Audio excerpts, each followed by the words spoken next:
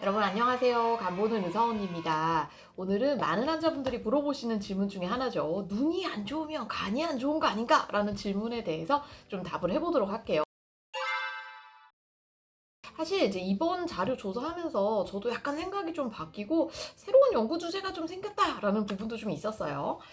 외래에 오시는 분들이 흔히 하는 질문이 이제 처음 신한 환자 오셨는데 그 신한이 제가 사실 요새 눈이 침해서 간이 안 좋은 거 아닌지 검사 받으러 왔다. 1번. 그다음에 간경화를 진단받은 환자분들이 저 시력 멀쩡한데 사실 제 간 괜찮은 거 아니에요? 라고 이제 많이 물어보시거든요. 근데 제 동생이 한의사잖아요. 그래서 이제 보통 이 간이랑 눈이 연관이 있다는 게 한의학에서 비롯된 내용 같아서 물어봤어요. 이게 한의학에 어떻게 적혀 있니? 하니까 이제 제 동생이 말로는 간주목이라고 한의학 용어가 있대요. 그래서 간이 눈을 주제를 한다라는 걸 뜻하는 거고, 이제 간의 전기가 성쇠하는 거는 시력의 강약에 조금 영향을 줄 수 있다. 근데 이게 이제 간이 어떤 그런 시력만 굳이 담당하는 게 아니라 그냥 눈의 전반적인 건강이랑 좀 연관이 있다, 이런 의미인 것 같아요. 근데 이제 이거는 어디까지나 동양의학적인 관점이고, 사실 서양의학적인 관점에서는 저는 별로 연관성이 없다라고 여태까지는 생각을 하고 있었습니다. 딱 하나 있습니다. 저희가 그 간에 구리가 침착되는 윌슨병이라는 게 있는데요. 이 윌슨병 같은 경우에는 특이하게 눈에 이렇게 카이저 플래셔 링이라 그래가지고 이렇게 색소 침착이 되는 경우가 있어서 그 질환 말고는 특별히 이제 간 질환이랑 눈이 연관이 있나? 그런 데이터를 많이 못 본 것 같은데? 라고 생각을 했어요. 그런데 이제 외국 자료들을 특히 환자들한테 배포되는 설명문들을 읽다 보니까 의외로 간이 눈이랑 조금 연관이 있을 수 있다라는 문구들이 좀 보이는 거예요.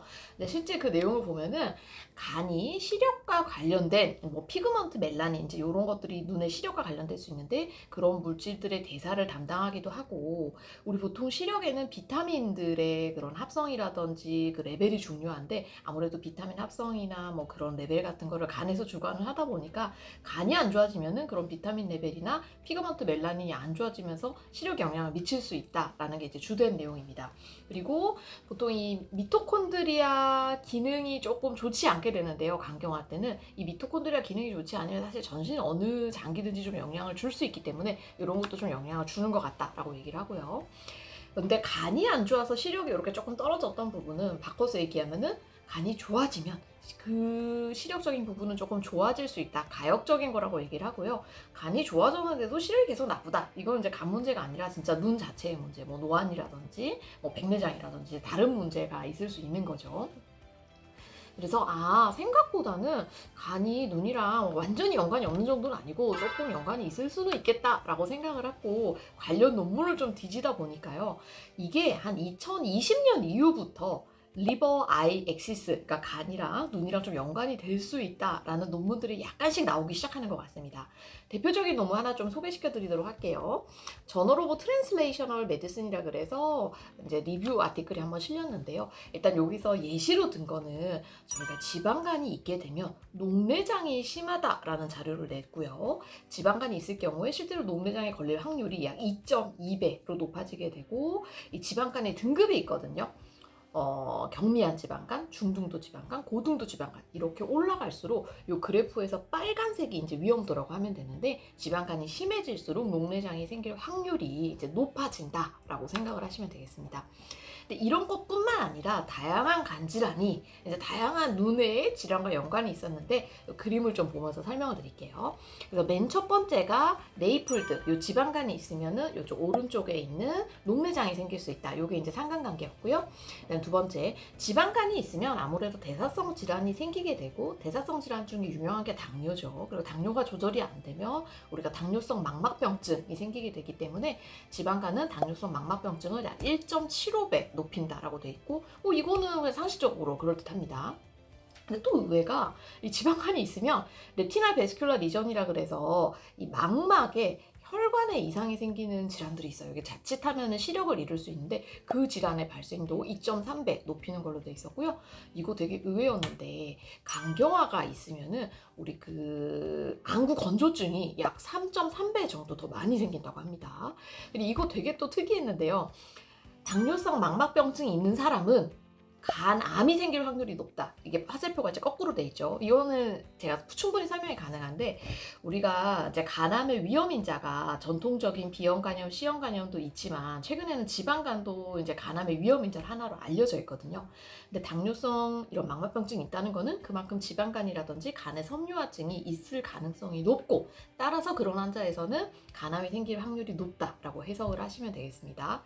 또 특이했던 거는 이 바이러스성 감염, 그러니까 B형 간염이나 C형 간염이 있는 분들은 안구 건조증이 생길 확률이 간경화와 마찬가지로 조금 높다고 해요. 그래서 여기 보시는 것처럼 이제 간 질환이 있다고 해서 모든 안과 질환이 증가한다기보다는 특히 많이 증가하는 건 이제 녹내장, 그리고 안구 건조증, 그리고 약간 지방간이 있는 사람들에서 당뇨성 망막병증 등이 예시로 될 수 있겠습니다. 아니 근데 이게 왜 이렇게 연관이 되는 거야? 라고 봤더니 이제 그 리뷰 논문에서는 다음과 같이 막 여러 가지를 제시를 하고 있어요. 그래서 우리 몸에 일단은 황달이 생기게 되면은 빌리루빈 레벨이 올라가게 되는데요. 이 빌리루빈 레벨과 그러니까 알부민이 저하가 되면서 이 안압에 이렇게 영향을 준다. 뭐 이런 것들도 있었고, 그다음에 멜라노마 이런 멜라닌 색소가 간의 기능이 떨어지게 되면 대사가 잘 되지 않으면서 뭐 나타날 수 있고, 여러 가지 이런 기전들을 좀 제시를 했던 것 같습니다. 근데 사실 아직까지는 이게 뭔가 임상에서 대략적으로 진짜 간이 안 좋으면은 그거에 비례해서 시력이 안 좋은가에 대해서는 아직은 설왕설래가 좀 많은 것 같아요. 그래서 이 부분은 저도 이제 방송 좀 끝나면은 실제로 우리 임상 데이터가 그런지 한번 연구를 좀 해봐야 되겠다라는 생각이 좀 들기는 했습니다. 그래서 거꾸로 이제 눈이 안 좋으면 뭐 간이 안 좋은 거다. 그럼 바꿔서 얘기하면은 눈에다가 치료를 하면은 간 질환에 좀 좋은 효과를 줄 수 있다라는 그런 의견도 있더라고요. 대표적인 게 황달인데요. 우리가 황달이 있으면 되게 가렵잖아요. 근데 이제 그 가려울 때 약을 써도 사실 황달 때문에 생긴 가려움증은 호전이 잘 안 될 때가 많거든요. 그때 우리가 광선 치료를 가끔 이제 쓰는데 그 원리가 이제 그렇다고 합니다. 이 광선 치료는 그냥 이렇게 햇빛 조금 받는 정도가 아니고 만럭스라고 엄청 밝은 빛을 보통 한 1시간 이상씩 이제 받게 되면요.